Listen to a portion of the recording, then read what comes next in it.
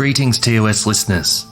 I'm James Barnett, aka Jimmy Horrors, the creator and producer of After the Gloaming, an anthology fiction podcast that invites you to step into the shadowy realms of slow-burn gothic horror and the inexplicable.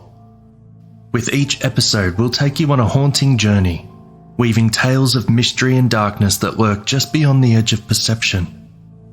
From sinister spirits to ancient curses, from eerie ghostly encounters to chilling supernatural phenomena, our stories will send shivers down your spine and make your heart race.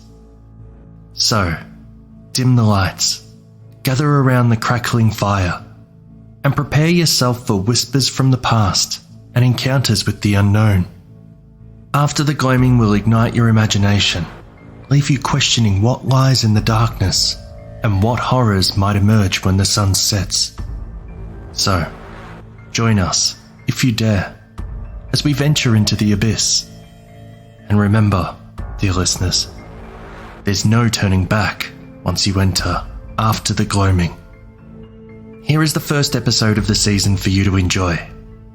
If you like it, just search After the Gloaming on the podcatcher of your choice, or look for the link in the episode description. Stay horrific, everyone.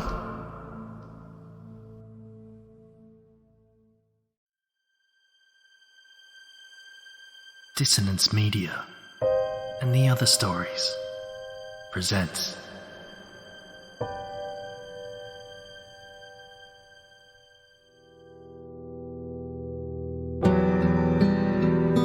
In the soft glow of dusk, in the moment before night falls, stories exist.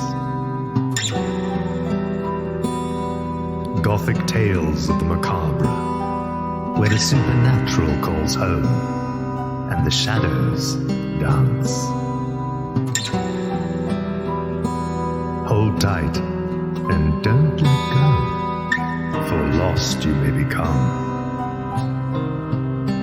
after the gloaming.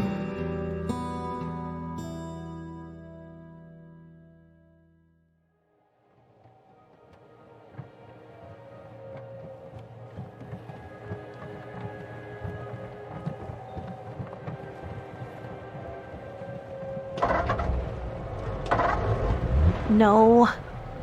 No, please. No. Oh, God damn it. Lousy mechanics. This is why I asked for a full service before going on this trip. Everything in tip-top shape, Miss Stevenson, they said. It'll give you no trouble, they said. Now, here I am in the middle of the countryside, broken down. With no signal.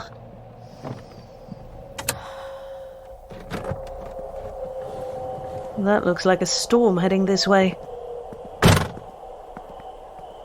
I wonder if anyone is living in that manor over there. Hopefully they have a landline. Well, this feels like the start of every horror film ever. Where is my bag? Ah, here it is.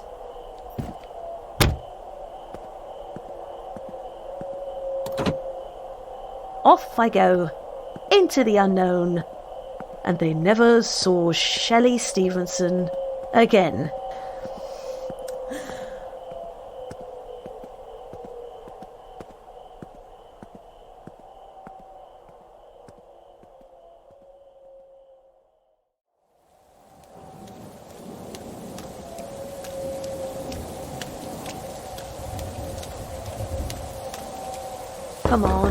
Come on, please be home.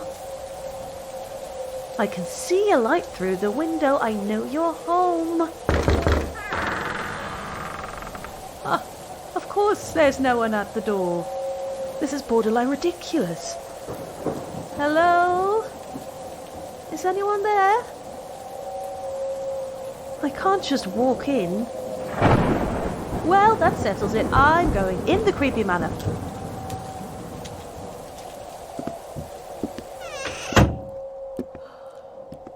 Where the hell did that storm come from? Okay, Shelley, just head toward the light. Okay, someone is home.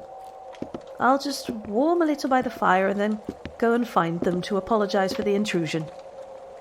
Not an intrusion at all, madam. Oh! You gave me a fright.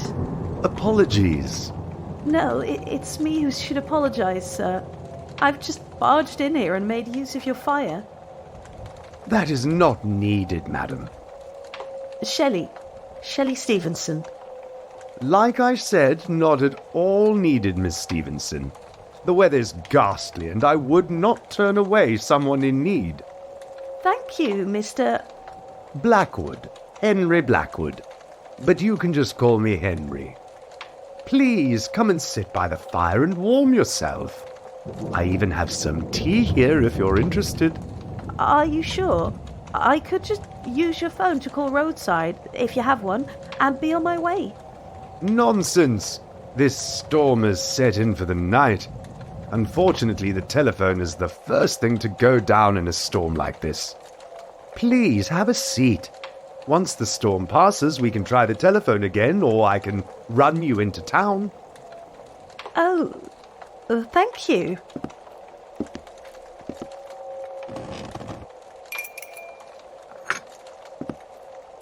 Here you are. Earl Grey, my favourite. Is there any other? I think you're right. I appreciate your hospitality. I didn't think anyone was living here. It looked abandoned from the road. Ah, yes. It's just me here now. All the staff are long gone. So it is always good to have a visitor. It can get rather quiet here. A place like this needs voices to keep the volume of all the stories low. Stories? Yes, a place like this attracts them, where the ghosts of the past can keep on living. It doesn't look like this storm will be letting up anytime soon. Would you like to hear one? I would love to. Wonderful. Sit back and settle in. This tale is set across the pond in a cornfield, where a solitary scarecrow guards it. It is titled, A Scarecrow for Mason Bradley.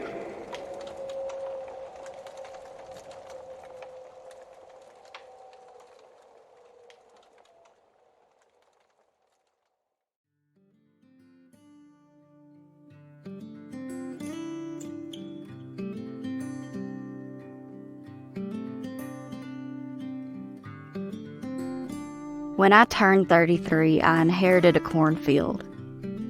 It was my grandma's, left to me in her will for no other reason than I was the only grandkid to visit her. I didn't grow up close to her. I didn't even know her that well. But I came around a few summers as a kid, and once or twice as an adult. I guess that was more than my cousins ever did. The cornfield was about 6 acres of land with a rickety old farmhouse on the edge of the property. My grandma was raised there, as was my mother, but I was luckily spared the quiet farm life. For my summers there as a kid, I couldn't imagine how they spent their time. The porch was always covered in bugs. The air was thick and hot, awaiting a rain that would never come. The general store was 5 miles down the road, and no one would drive me there unless they needed something. It was pure torture for a kid raised on cartoons and video games. But at the age of 33, single and with no kids, I guess my grandma felt that the cornfield was the ideal thing to bequeath to her eldest granddaughter.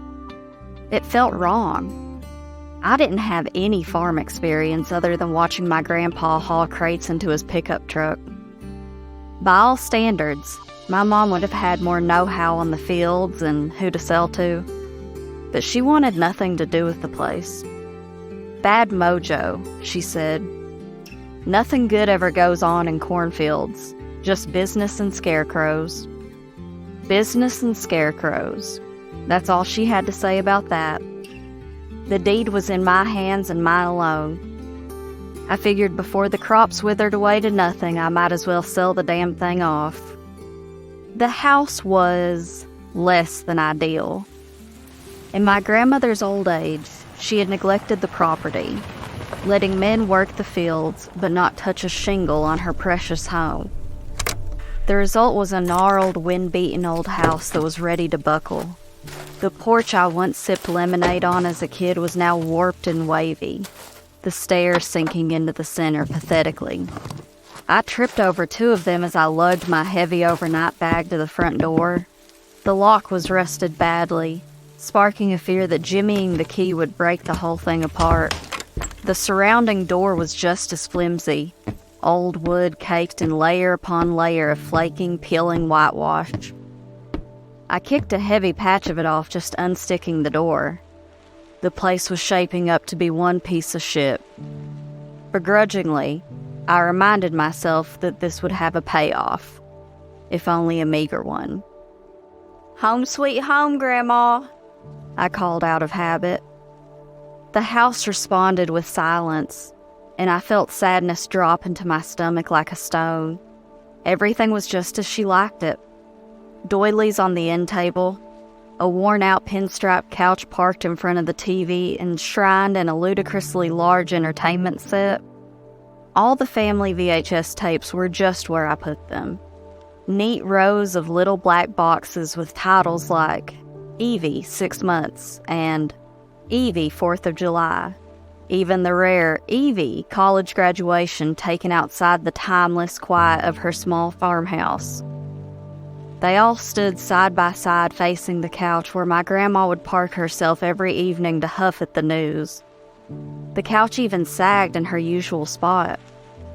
For a long moment, I wish I had visited more. For a longer one, I wished my cousins had too. Settling in didn't take long. One measly bag could be thrown anywhere. Anywhere happened to be on my grandma's old bed, still made up as if she were to roll in it that night. I sat on the edge of the bed, taking stock of the endless task I'd need to do to complete my short stay. Find keepsakes, donate old clothes, assess the property. I found that listing them helped keep the ache out of my chest, but the grief was too fresh to start tackling them all at once. Throwing away my grandma's things would bring me to tears. And so, in an effort to ease into my chores, I changed into my boots and headed out into the cornfields. The fresh air would do me good. It only took about 15 minutes for me to remember how much I hated those cornfields. When you're 9 and a third of the height of a cornstalk, it's all too easy to get swallowed up in a sea of green. You chase one field mouse off the dirt road and into the thick of it, and the next thing you know, you're far from home, the sky itself retreating upward from long, groping tassels. I remember crying out in those fields until my grandpa rode by on his pickup. How he was able to spot me was a miracle. As I looked over the fields now, I still felt as though I stood at the edge of an unforgiving sea, rolling and deep, filled with secrets. Turning down the path that cut through the fields, I inadvertently stumbled across one of those secrets. Hoisted on a wooden frame, just a few yards into the field was a scarecrow. Not just any scarecrow. The scarecrow made for Mason Bradley. Now let me be frank. This thing was an ugly son of a bitch. It was roughly the size of a man, tall and lanky. From afar, it looked like a spindly figure, held aloft by the waving corn.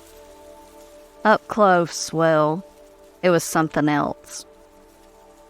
It was a hand-stitched monstrosity, made from patches so severely faded I had to squint real hard to figure out what they were. Badly worn florals and threadbare corduroy.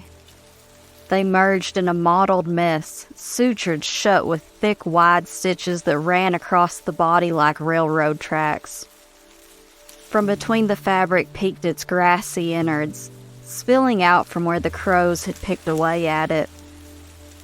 All of it was topped off by a wide red yarn frown and shiny button eyes shaded from the sun under a woven straw hat. The damn thing gave me jitters. I don't know why we kept it, other than the fact that my grandma made it. As a kid, I thought my grandpa was too polite to tell my grandma that her 6-foot straw monstrosity of Frankenstein was lousy at scaring the birds. The day he plucked me up from the field, he stopped his pickup truck at the scarecrow to shoo away a murder of crows playing with its gangly limbs. They pecked at it curiously, tearing holes into its soft, stuffed arms. My grandpa would have none of that. Don't you go chewing on that fella! He hollered, waving his arms wildly. The crows cawed and carried on, only flying away once my grandpa flailed into the fields, shouting all the way. I found it odd and watched as he tenderly fixed the scarecrow's shirt. He pulled out a safety pin and fastened a particularly large hole back together, mumbling quietly under his breath. When he returned to the pickup, he acted as though this were all routine. Remember to tell your grandma that thing needs fixing. She's good with a needle. The pickup rumbled to a start and headed back towards the house. The scarecrow rolled in the distance behind us. "Grandpa, why not get a new one? The birds ain't even scared of it," I said, catching sight of the crows returning to their perch in the rearview mirror. It ain't for the birds, Evie. Your grandma made that scarecrow for Mason Bradley. I had never heard that name before. It wasn't anybody my grandma invited over for cookouts or met down with at the church. Hell, I knew a good portion of people in my grandma's life and none of them had that name. Before I could even ask, my grandpa pulled some sweets from his pocket and bribed away the question. You don't need to be telling your grandma I said that neither. His tone was firm in a way that told me this was a topic for grown-ups, and I wasn't quite grown yet. Being a grown-up didn't shed any light on the topic. Even as I started drinking and my grandma poured a hefty cup of cheap wine beside me, the name Mason Bradley never came up. Other things did, of course. Family gossip, who eloped, who divorced badly, who scorned who at what funeral. Skeletons of every kind in every closet, but none belonging to a certain Mason Bradley.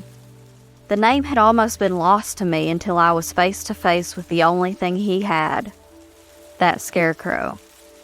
Go on now, shoo. Go peck out some other fella's eyes. I shook my arms in an effort to rid the scarecrow of the brazen little crow trying to make off with one of its eyes. The crow cawed at me loudly, annoyed that I swooped in to claim his prize. The glassy black button hung by a loose thread, and I pocketed it before the crow found the courage to reclaim it. With one eye, the scarecrow looked incomplete, a little goofy and off. I tapped the button hiding in my jean pocket. Don't worry, I won't leave you out here lopsided. I'll come fix you up just like Grandma did. The scarecrow swayed silently in the breeze. I took that as an okay.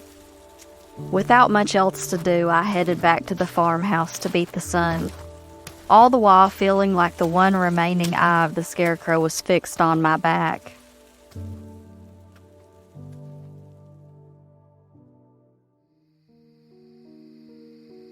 That night I raided the cupboards and sadly made some boxed mac and cheese. I sat in front of the TV in my grandma's faithful spot, eating mindlessly off the old wobbly TV tray she kept in there. The channels never did come in right after they switched from analog to digital, and so I spent the evening watching the old family videos taken by my grandpa. A flickering screen with me atop my dad's shoulders, waving with the corn stalks. My chubby arms swayed back and forth, my dad moving from side to side, and in the distance, another figure moving in perfect rhythm. Mason Bradley's scarecrow. I must have dozed off at some point because I woke up abruptly to the sound of the automatic rewind of the VCR. Damn near scared the crap out of me, but for the better. The farmhouse was prone to bugs and other critters crawling about if you didn't clean it properly, and I had a whole sink full of cheese-coated dishes just sitting there. Sleepily, I cleaned the TV tray, ran the sink, and washed up. Once done, the VHS was popped back into its rightful place, and the throw blanket folded over the back of the couch. It's the little things that made my grandma's house run smoothly. I guess now it was my house, too. I followed her footsteps, flicking the lights and heading upstairs to the bedroom, all the while humming to myself to ward off the darkness. The darkness was the one thing I could never get over, not out here. I was ready for bed in record time, not wanting to lose the drowsy haze I'd stumbled through. The last thing I did was ensure a long night's sleep and went to draw the curtains close. My hands tugged away weakly at the curtains, eyes drifting over that waving sea of corn, lined by silvery moonlight. In the dark, it almost looked like water. It shimmered and rippled, graced only by the lone moonlight swimmer that was Mason Bradley's scarecrow. I never noticed how it directly faced my grandma's room. It waved in the breeze, straw hands moving with the crest of corn tassels, almost as if it were wading through the deep, dark abyss. I closed the curtains a little more quickly after that, and rightly put myself to bed.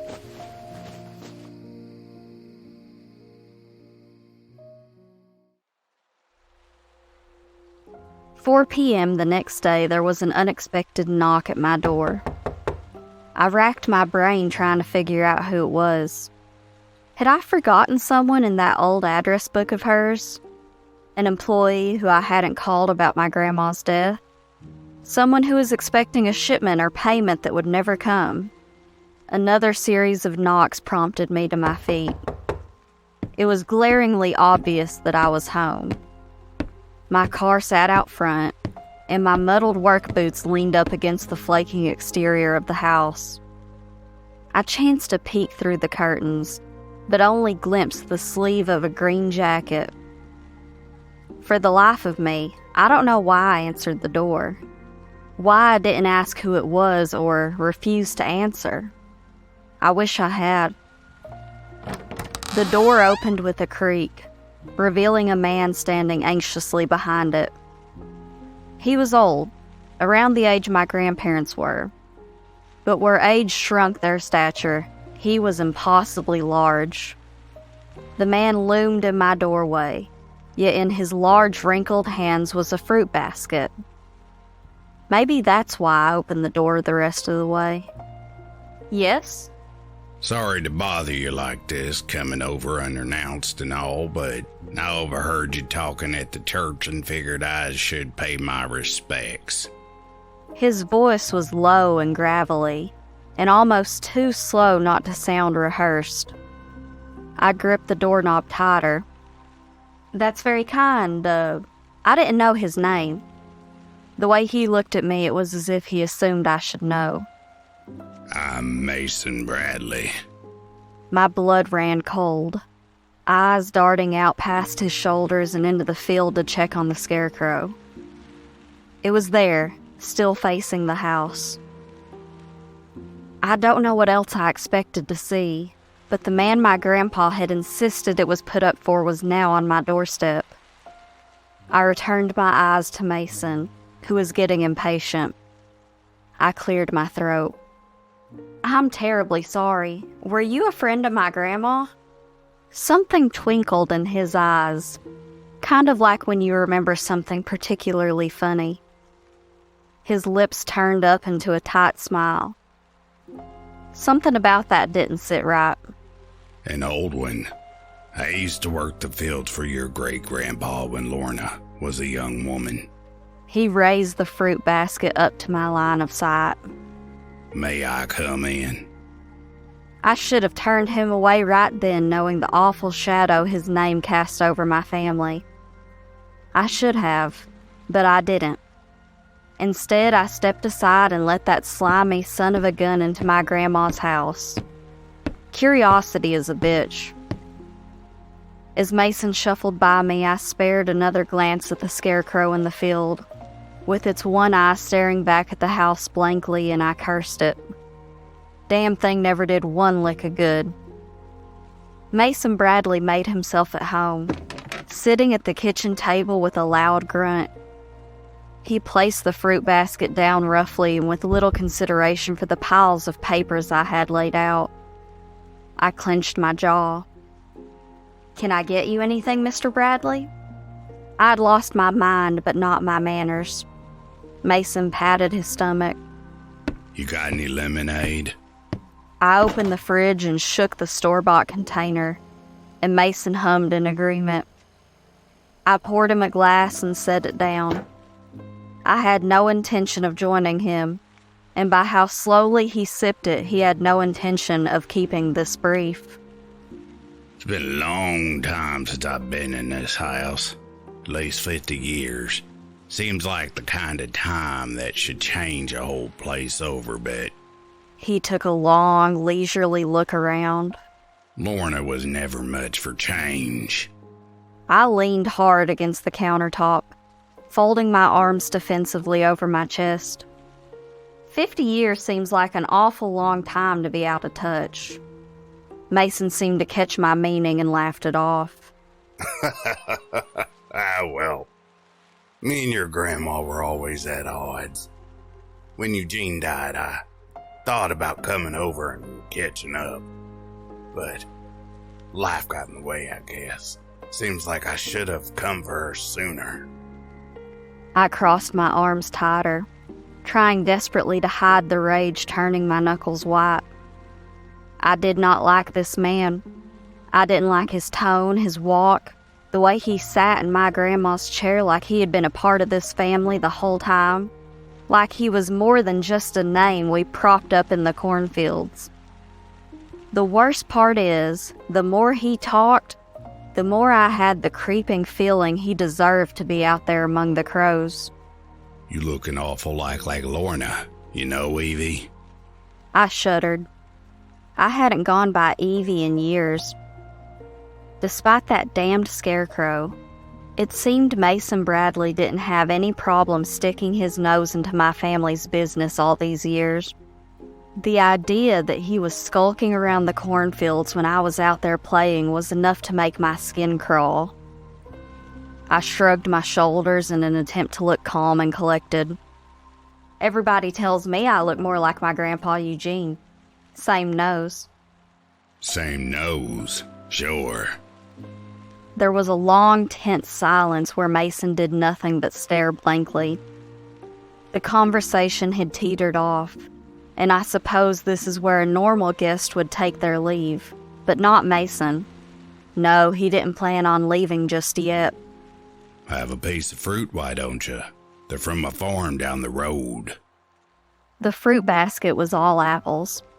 I picked one up, rubbing my thumb over the skin. It felt waxy. Still, not wanting to be rude, I turned to the sink and ran the faucet. Mason piped up quickly. They're already washed. I wouldn't go giving apples without scrubbing them up first. This was a dirty lie. I scratched at the surface of the apple and a tiny peel of white waxy something came up under my nail. I turned the hot water knob on the sink further. Force of habit, Mr. Bradley. Grandma always washed fruit twice, especially with these new pesticides everyone's using. I said it's washed, woman. His voice was sharp, the kind of biting tone you'd hear before plates were smashed or doors were slammed. I didn't turn around to face Mason. If I did, it would be clear how scared I was. And from the creak of his chair, it sounded as though he were ready to leap out and jam the apple down my throat if I ran it under the tap. Instead, I sat the apple down on the countertop and reached for a drawer on my right. My apologies. I'll just cut it up. Now, my grandma may have been kind, but she was not stupid. An old woman like her out here in the middle of nowhere, in charge of fields and taking money, that was dangerous. I don't remember her ever answering the door after dark without a pistol in her hand, even if she knew it was my mom or dad coming back from a late-night movie. And every time she had done that, without fail, the gun slipped back into a junk drawer in the kitchen. Hell, it wasn't safe back then to have kids running around with a loaded gun right there in the kitchen next to the twist ties, but right now it made a whole lot of sense. I opened the drawer and felt around inside, relieved to feel the grip of the gun under some sandwich bags. Are you gonna hurry up and eat or not? I whirled around, the pistol in my hand. It caught Mason off guard. He pushed his chair back to avoid being smacked by the barrel. "Get out!" I spat with all the anger I could. Mason Bradley scrambled to his feet, his wrinkled old hands tugging at his jacket as he stormed toward the door.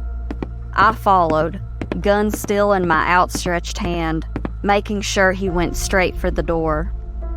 I made sure to grab his basket of shitty apples as I passed the door, too. "Don't you come back here, Bradley." You're crazy little bitch, you know that. Just like your whore grandma. I just continued to point the gun at his back as he retreated down the dirt path. My blood was boiling. My teeth clenched so hard I thought they would shatter. "And keep your fucking apples." I tossed those into the dirt far from the doorstep. It was only after watching Mason retreat for a good 5 minutes that I realized he hadn't parked anywhere. He had walked through the cornfields, cutting through the property he used to work for my family until I could no longer see him anymore. The corn stalks dipped and swayed where he slipped out of sight, rustling past the tall, mottled scarecrow on his perch. It faced the other direction now, away from my property. I gripped the gun tighter and bolted the doors shut.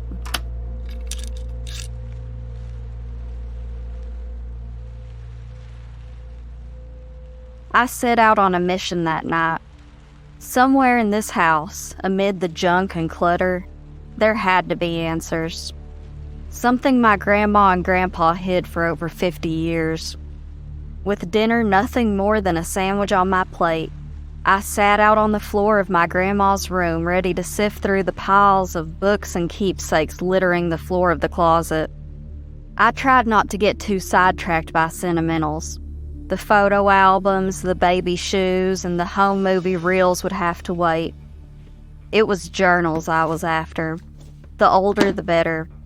I only needed to glimpse the date at the top of each one to know how far back I was going, although the yellowing pages clued me in.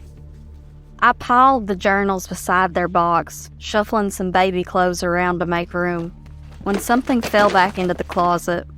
It sounded dull and heavy, the way a book would fall as it slipped from your arms.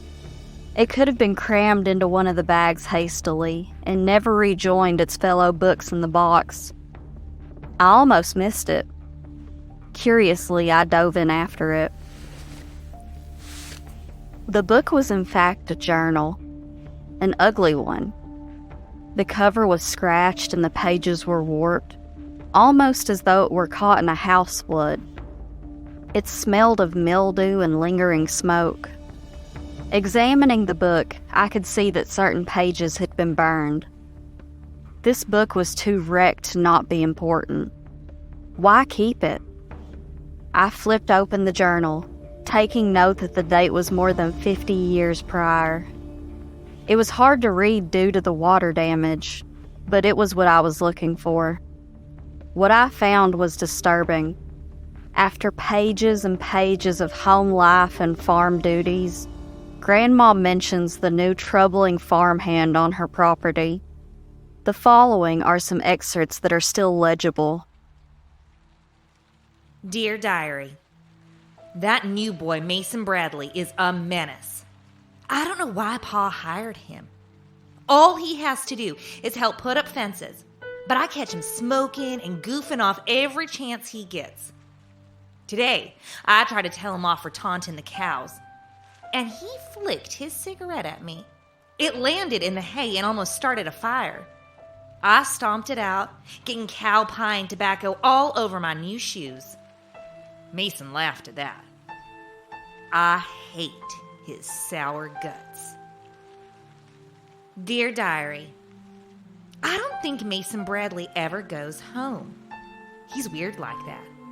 At sundown, the farm hands leave and come back before dawn. But I see Mason from my window sometimes. He smokes out in the field, and I find bottles out there in the morning. I tried to tell Pa he's a drunk, but Pa says he can't fire a man for drinking on his own time. But they're our fields. This next crop is gonna sprout up smelling of whiskey if he's not careful. Dear Diary, today I got in an awful fight with Ma. Pa is in bed from falling off his ladder in the barn. His head is scrambled from the fall. The doctor says his brain might be damaged. I told Mom the truth. I told her I saw Mason Bradley holding Pa's ladder before the fall. His eyes were glassy, like the men who drink moonshine down the road. He wobbled a little like them too. I left the barn for only 5 minutes when Pa tumbled off and hit the floor. It wasn't Mason who carried him inside. I have a feeling Mason was too drunk to hold any weight but his own. Ma says I'm making mountains out of molehills. That Mason isn't a drunk and Pa just had an accident. But I know better. I know. It was at this time I reached the first of the charred pages, a sickly feeling of dread mounting in my gut. It was as if I could see the storm brewing on the horizon and couldn't help my grandma out of the boat.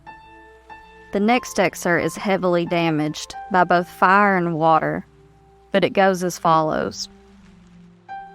Dear Diary, Pa died today. His brain was too damaged from the fall. He couldn't talk, couldn't chew, and this afternoon, he couldn't breathe. That's what took him. He turned all purple, clutching at the sheets as Ma tried to prop him up. He died, leaning against the headboard a few seconds later. Ma took him down to the morgue with the doctor soon after. I wasn't allowed to go. She called up Eugene and asked him to stop by and take care of me while she dealt with Pa's body. I cried that I wanted to go, and Eugene could drive me. But she demanded that I stay put at the farm. A world of good that did. I saw Mason Bradley as the car pulled out of the driveway. He was leaning casually against the barn, smoking like his daftness hadn't killed my daddy not 2 hours ago. I hate Mason Bradley. I hate him. I saw him take out his little bottle of booze from his corduroys and walk into the barn like he just got a free night's pay. He didn't even show up to work in his denims today. It was like he was waiting for Pa to die. I was furious. I stormed right out into the barn to give him a piece of my mind. I went in there all right, but Mason was waiting for me. The pages here were so charred that they almost fell apart between my fingers. Whatever ink remained was heavily bled from water damage. The surviving words were no comfort. I didn't need to guess what happened with Mason Bradley. I was, however, able to make out a flurry of words in my grandma's tight handwriting at the end. Eugene was able to fight him off. That shit stain ran from the barn without his corduroys. I cried, knowing that Ma and the town wouldn't fight hard for me. And Eugene promised to keep my secret. But I don't want it to be a secret. I want Mason Bradley to never come back. I want him to be scared to stick his nose into my business again. I took his filthy corduroys and the pretty floral dress he ruined. I made a scarecrow with them. It's ugly and perfect. Eugene helped prop it up on the edge of the field. I hate Mason Bradley. I hate his guts. And if he ever steps foot in this house, neither God nor the crows will be able to save him. I placed the book into the box and exhaled. The house suddenly seemed sadder. weighed down by death of my great-grandpa and grandma alike. My grandma had once told me how much she missed her dad, that her house was just as he left it in the hopes that he'd come by to visit in the afterlife. I want him to feel right at home and know where everything is. That's how she put it. I made sure to replace everything where I found it that night. I cried for my grandma, calling it an early night to curl up in her bed and wish she were there to stroke my hair. I wished I could tell her I would fight for her. I wished I could keep everything in that house as it was forever.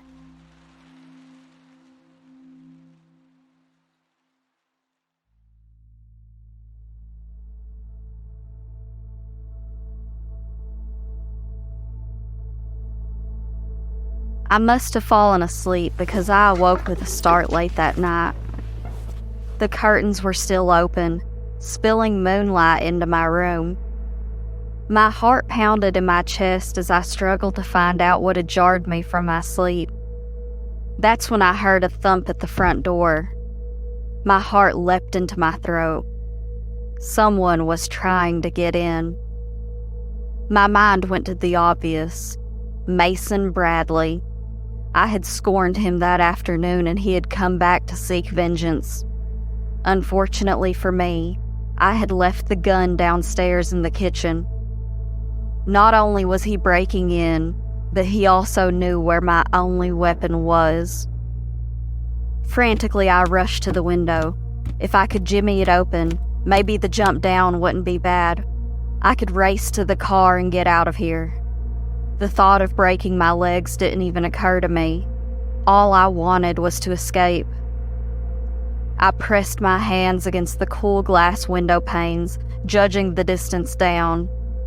Too high, even for an adrenaline-pumped escape. I looked out over the cornfields, hoping to catch sight of the nearest neighbor I could bolt to if I managed to get out. To my dismay, it was just a blue sea of corn, for miles and miles. Blue and silver stalks swaying like ocean waves, rising and falling, crashing over the scarecrow. The scarecrow wasn't there. My blood ran cold. Of course it had to be there. It was a scarecrow. Perhaps it fell from its perch or was just blotted out in the darkness. But the moon peeking through the clouds illuminated the bare wooden support stuck out in the field. Mason Bradley's scarecrow was not on it. Just then there was a crack, and the sound of wood splintering downstairs. My front door had just been broken. Too paralyzed to jump from the window, but not brave enough to face the intruder, I did the most stupidly childish thing I have ever done. I got into bed, and I hid beneath the covers. I listened hard, my ears straining past the thudding of my own heart. Whoever was here walked slowly. Their footsteps were heavy, dragging across the wood floors. It sounded off, too slow and not very rhythmic. First 2 short steps, then a long, scraping one. It continued like this all throughout the downstairs. Then I heard the telltale creak of the bottom step. They were coming upstairs. I squeezed my eyes shut, curling so tightly I thought I would crush my own lungs with my knees. The footsteps were so much heavier now, rattling with every step. Something crisp accompanied the dull thud of its footsteps. It sounded like the crunch of hay. Whoever it was outside of my room now. I held my breath and feigned sleep as the door creaked open. I admit I was too afraid to look. The intruder came in, their footsteps the same stomp and drag I'd heard downstairs. It smelled of hay, like someone had come in from the barn after fixing up the place. The rustle of it was undeniable. I prayed that it wasn't Mason. that he wasn't hiding in the barn like he did all those years ago. Then the intruder approached me. Though I stayed still, I knew I must have been trembling. I was a lump quivering beneath an old quilt, my hair still sticking out into the cool night air as I sucked in hot, stifling breaths beneath the covers. That thudding, dragging sound came closer and closer, until whoever it was must have been right beside my bed. Something fell into my hair. A hand. It petted me awkwardly, like it was mimicking affection, like the way a parent would soothe a sick child in bed. I choked out a strangled sob, convinced this was the end for me. Whatever was petting me would soon rip back the covers and kill me, and no one would know the wiser. My hair pulled painfully as it snagged what felt like twigs. The hand did this for a minute or so before something equally as unsettling happened.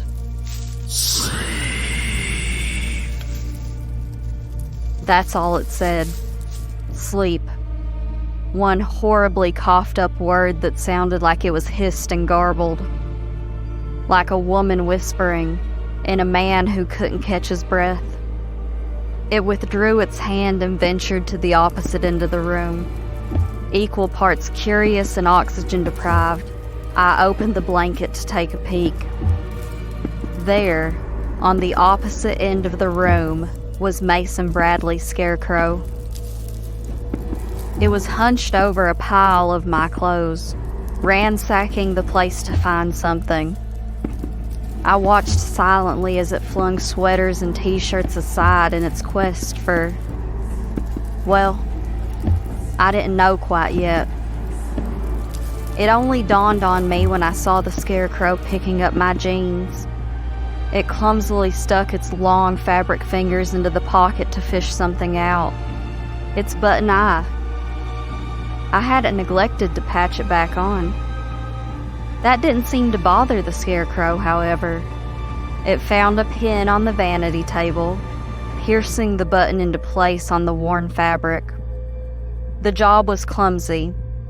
The scarecrow kinda cockeyed as it looked at itself in the mirror, but it was satisfied. I watched as the scarecrow turned away and left the room, both scraping feet leaving trails of hay and corn silks on the floor. It fell at the bottom of the stairs, righted itself in a flurry of rustling, and headed out the open door. I stared at the doorway to my bedroom. I stared at it until the wall turned a rosy pink color with the sun. None of this seemed real to me. The whole thing felt like a waking nightmare. But as the sun rose higher, I felt prompted to rush downstairs and check if it was all real. The hay was real.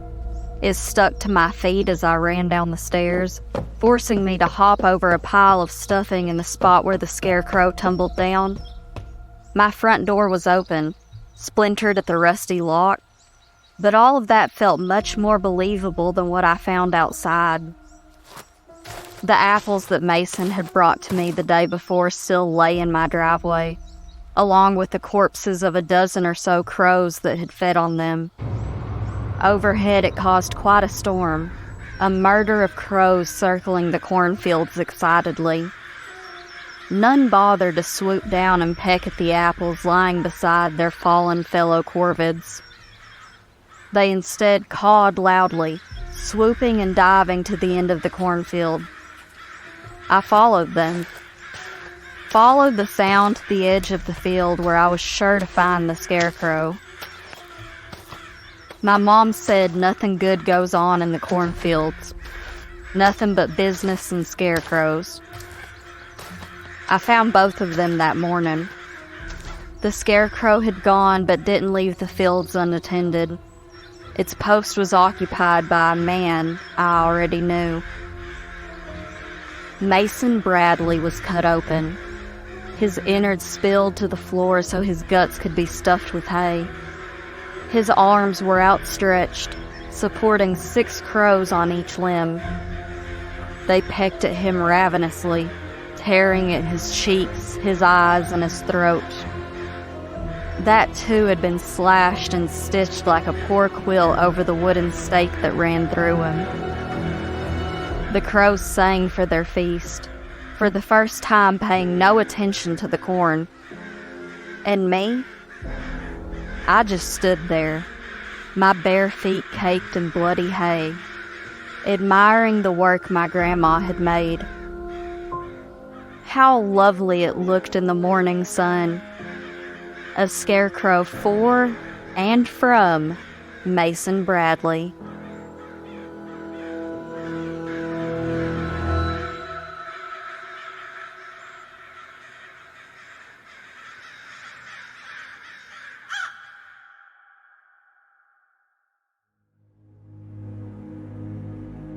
After the Gloaming is a production of Dissonance Media and The Other Stories. Scarecrow for Mason Bradley was written by Charlie Malia, whose pronouns are he, him, or they, them.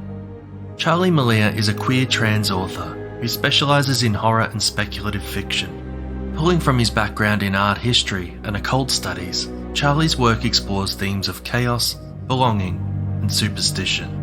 As a trans author, Charlie highlights the experiences of queer and trans characters and writes the representation he wishes to see in horror. When he's not writing, Charlie can be found sketching or napping with his 2 cats. Follow him on Twitter for more screams, @DeusXMalia. Evelyn was performed by Bridget Howard from the 13 podcast. For other atmospheric, slow burn, spooky stories, go and check it out at 13podcast.com. or search 13 Podcasts wherever you listen to podcasts. Grandpa was performed by Jerry Harris. Grandma was performed by Rebecca Struzina from the West London Witch podcast. Mason Bradley was performed by Phoenix Fire from Back to Ashes and Phoenix Fire Narrations on YouTube. Scarecrow was performed by James Barnett. Henry Blackwood was performed by Xander Schweig. Shelley Stevenson was performed by Alexandra Elroy. After the Gloaming script was written by James Barnett. Theme music was scored by Duncan Muggleton and produced by James Barnett. Music and sound effects were provided by Epidemic Sound, Soundstripe, and freesound.org. Sound production and editing was completed by James Barnett. If you have enjoyed the episode, please spread the word to anyone you feel may enjoy it. And please support the show by leaving a review and giving it a 5-star rating. To support the show further and gain access to all episodes now, ad-free, head over to patreon.com/Night's End Podcast. All work remains the property of the respective author. This episode is brought to you with a Creative Commons Attribution, Non-Commercial, No Derivatives license. Don't change it, don't sell it, but by all means, share the hell out of it. Stay horrific, everyone.